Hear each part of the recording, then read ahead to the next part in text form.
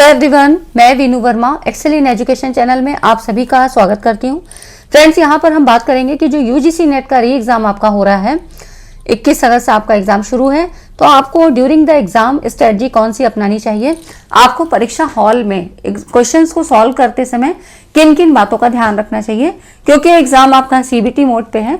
तो उस समय ऐसी कौन सी गलतियां हैं जो आप ना करें, ठीक है।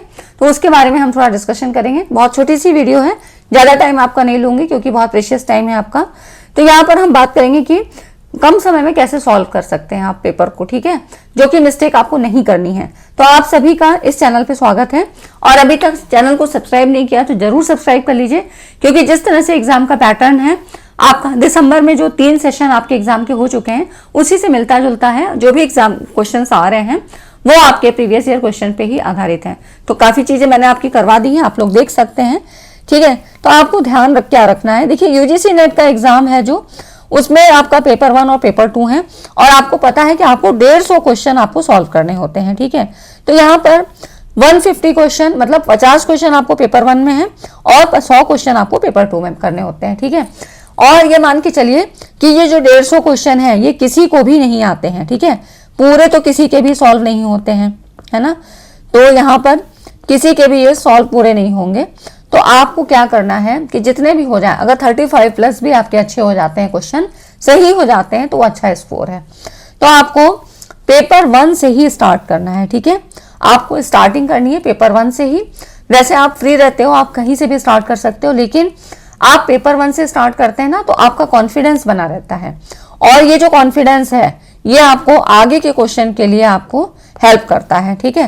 तो कॉन्फिडेंस को लूज मत करिएगा, कॉन्फिडेंस अपना मेंटेन रखिए और पेपर 1 को ही स्टार्टिंग से करिए।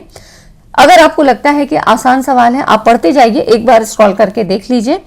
आसान सवालों से मतलब शुरू करिए, प्रश्नों को जल्दी से जल्दी पढ़ने की आदत डालिए, ठीक है। वैसे भी आपको स्क्रीन पे पढ़ना है, तो इसमें क्या है कि आपको पेपर पेंसिल वाली जो है यहाँ पर कोई प्रॉब्लम नहीं होगी।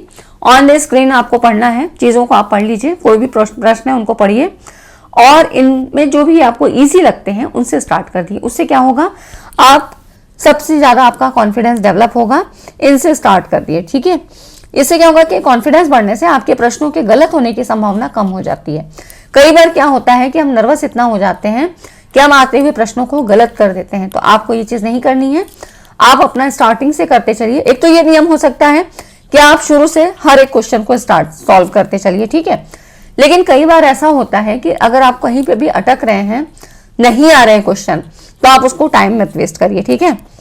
यहाँ पर देखिए, यदि मतलब यहाँ पर आपको ऑप्शन दिया होता है मार्क फॉर रिव्यू, है ना, ऐसा ऑप्शन दिया होता है। तो अगर आपको किसी प्रश्न पर लग रहा है कि सही नहीं है या ऑप्शन में डाउट लग रहा है, तो उसको रिव्यू के लिए मार्क कर लो, ठीक है, और आगे बढ़ जाओ। या तो फिर मैं ये कहूंगी, अगर रिव्यू के लिए मार्क कर लेते हो आप तब ठीक है, क्योंकि आप एक बार क्रॉस चेक करके फिर ही सबमिट करोगे। नहीं तो आपको जो भी ऑप्शन उस समय लग रहा है ना, ABCD में जो भी आपको ऑप्शन लग रहा है उसी समय उसको इन सर्किल करिए, ठीक है, और आप आगे बढ़िए। इससे आपको क्या होगा कि कोई भी ऐसी प्रॉब्लम नहीं होगी कि मैंने ये क्वेश्चन छोड़ दिया है ना। तो इस तरह से जो भी आपको पहली बार देखने पे ही जो फर्स्ट क्लिक आपको लगता है कि इसमें कर देना चाहिए, उस पर आप कर दीजिए, क्योंकि नेगेटिव मार्किंग आपके पास है नहीं, है ना। तो यहाँ पर इसका फायदा लीजिए और सारे क्वेश्चंस को सॉल्व करिए, ठीक है। तो आपको सारे ही क्वेश्चन को सॉल्व कर लेना चाहिए, ठीक। टाइम मैनेजमेंट आपको टाइमर पे भी नजर रखनी है। इस तरह से आपको करना क्या है, जैसे कि आपके में क्या होता है, DI भी है ना, मैथ्स भी आती है और रीडिंग कॉम्प्रिहेंशन है। तो यहाँ पर टाइम पे जरूर नजर रखिए। 1 घंटे के अंदर आपको पेपर 1 कर लेना है, क्योंकि 3 घंटे का टोटल पेपर है, और फिर यहाँ पर पेपर 2 भी आपको करना है जिसमें आपको 100 सवाल करने हैं। तो इस तरह से, और पैसेज आपको दोनों में आता है ना। तो यहाँ पर आपको टाइमर पे थोड़ा सा ध्यान रखना है, ज्यादा समय कहीं पर भी नहीं लगाना है। अगर लगता है कहीं रीडिंग कॉम्प्रिहेंशन या मैथ्स के सवाल में अटक रहे हैं तो उस पर ज्यादा टाइम वेस्ट मत करिए।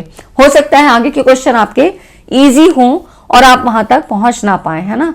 तो इस तरह से आप एक ही क्वेश्चन पे ज्यादा टाइम वेस्ट मत करिए, है ना। तो इस तरह से आप उसके बाद क्या करते हैं, किसी एक प्रश्न पर अधिक समय आपको व्यतीत नहीं करना है ना।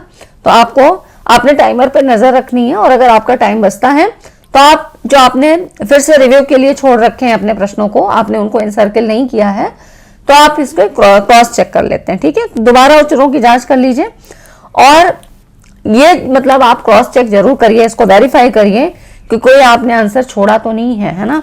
तो नेगेटिव मार्किंग नहीं है, इसलिए आपको पूरे क्वेश्चन सॉल्व करने हैं। ठीक है, तो नेगेटिव मार्किंग है नहीं, पूरे क्वेश्चन को, फुल क्वेश्चन को आप सॉल्व करिए। ठीक है, तो इस तरह से आपके कई एक क्वेश्चन, 2-3 क्वेश्चन भी अगर ऐसे सॉल्व हो जाते हैं, अच्छे मतलब सही हो जाते हैं, तो यहाँ पर आपके 5-6 नंबर बढ़ जाते हैं, है ना। अब देखिए, जैसे कि रीडिंग कॉम्प्रिहेंशन या डीआई की क्वेश्चन है, अगर लगता है कि ज्यादा बड़ा है, जैसे रीडिंग कॉम्प्रिहेंशन है, अगर 2 या 3 पैसेज का आ जाता है, ठीक है, 2, 3 या 4 पैसेज आप मतलब आपके पैराग्राफ आ जाते हैं, तो इस तरह से क्या करना है आपको, थोड़ा सा इसको बात के लिए रखना है। ठीक है, कहीं ऐसा ना हो कि बीच में इजी सवाल हो और आप रीडिंग कॉम्प्रिहेंशन में या डीआई में उलझ के रह जाइए, है ना। तो इस तरह से आपको या तो इसको लास्ट के लिए रखिए या फिर बहुत ज्यादा टाइम वेस्ट करिए। रीडिंग कॉम्प्रिहेंशन को सॉल्व करते समय आपको करना क्या है, जो पैराग्राफ की पहली, दूसरी, तीसरी लाइन होती हैं और लास्ट की 2-3 लाइंस, इनको ध्यान से पढ़ना है। ठीक है, और अगर पैराग्राफ है, पैराग्राफ आपका 1 फिर पैरा आपका 2 ऐसे करके दिया है और क्वेश्चन आपको दिए हुए हैं, तो आपको क्वेश्चन के नंबरिंग के हिसाब से पैरा 1 में कोई आंसर मिल सकता है, क्वेश्चन नंबर 2 का पैरा 2 में मिल सकता है। ठीक है, और आपको जो अगर इसका टाइटल पूछता है या शीर्षक पूछता है, तो वो आपको लास्ट की लाइनों में ध्यान करके देखना है। ठीक है ना, तो इस तरह से थोड़ा सा, कई बार क्या होता है, अभी तो इजी आ रहा है, आपका 21 अगस्त का एग्जाम हो चुका है, तो उसमें आपके PYQs पे ज्यादा फोकस किया गया है। तो अभी भी जो भी आपके पास टाइम है, नया कुछ भी मत पढ़िए और जो है रिवीजन पे ज्यादा फोकस करिए। ठीक है, तो आपको रिवीजन ज्यादा करना है। और यहाँ पर देखिए, अगर डीआई के सवाल आते हैं या आपको मैथ्स के ऐसे सवाल आते हैं जो कि ज्यादा टाइम लग रहा है, तो इन पे भी ज्यादा टाइम नहीं करना है। ठीक है, आपको थोड़ी सी अपनी स्पीड को बढ़ाना है और अपना पेपर 1 में ही सारा टाइम नहीं करके आपको पेपर 2 पे भी जाना है। तो इसको वेरीफाई जरूर कर लीजिए। अगर आपके 35 प्लस क्वेश्चन, मतलब यहाँ पर 35 से आपके 35 से 40 क्वेश्चन आपके अच्छे हो जाते हैं, सही हो जाते हैं, है ना। तो यहाँ पर अगर राइट हो जाते हैं तो ये स्कोर अच्छा है। ठीक है, तो इस सब की चिंता ना करते हुए आपको यही करना है कि जो भी क्वेश्चन आप करिए उसमें बहुत ज्यादा टाइम वेस्ट मत करिए, है ना, अगर समझ में आता है। क्योंकि देखिए कई बार, और एक चीज और है, ये चीज मैं और बताना चाहूंगी कि इसमें आपको अगर हिंदी वाला पोर्शन आपको टफ लगता है, तो आपको इंग्लिश वाले वर्जन को ध्यान देना है। और क्योंकि जो टर्म्स होते हैं ना, इसी को माना जाता है। ठीक है, एनटीए की तरफ से इंग्लिश वर्जन को ही माना जाता है। तो आपको रीड कौन सा करना है, इंग्लिश वाला। ठीक है, इसको रीड करना है। तो ये कुछ चीजें हैं जो कि आपको, क्योंकि क्या होता है हिंदी में कई बार आपका ट्रांसलेशन गूगल ट्रांसलेट करके ही वो भी बनाते हैं, तो यहाँ पर क्या होता है हिंदी वाले वर्ड्स बहुत टफ हो जाते हैं। तो आपको ये चीज ध्यान रखनी है, आप इंग्लिश वाले वर्ड्स पे जाइए और वहां से आसान हो जाती हैं चीजें। ठीक है, हिंदी में बहुत ज्यादा कॉम्प्लिकेशन आ जाते हैं, तो आपको इंग्लिश वाला वर्जन पे ध्यान देना है। ठीक है फ्रेंड्स, तो कुछ चीजें हैं जो आपको ध्यान देनी है, प्लीज इसको जरूर ध्यान रखिएगा और ज्यादा से ज्यादा लोगों को वीडियो शेयर कर दीजिए ताकि हेल्प हो जाए, है ना। तो इस तरह से आप इन कुछ पॉइंट्स को ध्यान रखें कि आपको पेपर 1 से स्टार्ट करना है और मेरे ख्याल से तो सीक्वेंस से ही आप पूरा करते चले जाइए, क्योंकि जो भी क्वेश्चन आते हैं तो ठीक है तुरंत आपको आ जाता है, और अगर नहीं आना है तो बाद में भी नहीं आएगा, तो आप सॉल्व करते चलिए, है ना। और अगर कोई लगता है कि बहुत ज्यादा लेंदी है, इसमें टाइम ज्यादा लग रहा है, तो उसको बाद के लिए रखिए और आप अपने क्वेश्चंस को सॉल्व करते जाइए। सबमिट करने के पहले आपको क्रॉस चेक करना ही करना है।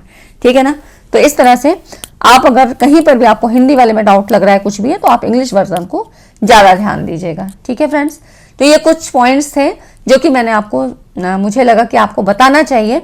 इस तरह की गलती आप प्लीज मत करिएगा कि एक ही क्वेश्चन को हम बार बार सॉल्व करते जा रहे हैं और वो सॉल्व नहीं हो रहा है। ठीक है, इससे खाली टाइम वेस्ट होता है। तो आप इस तरह की स्ट्रेटजी को अपना के ड्यूरिंग द एग्जाम आपको ये सारी चीजें ध्यान रखनी है और आप अपने स्कोर को अच्छा प्राप्त कर सकते हैं। तो आज की वीडियो में इतना ही, मिलते हैं नेक्स्ट वीडियो में। वीडियो अच्छी लगी तो लाइक एंड शेयर करिएगा।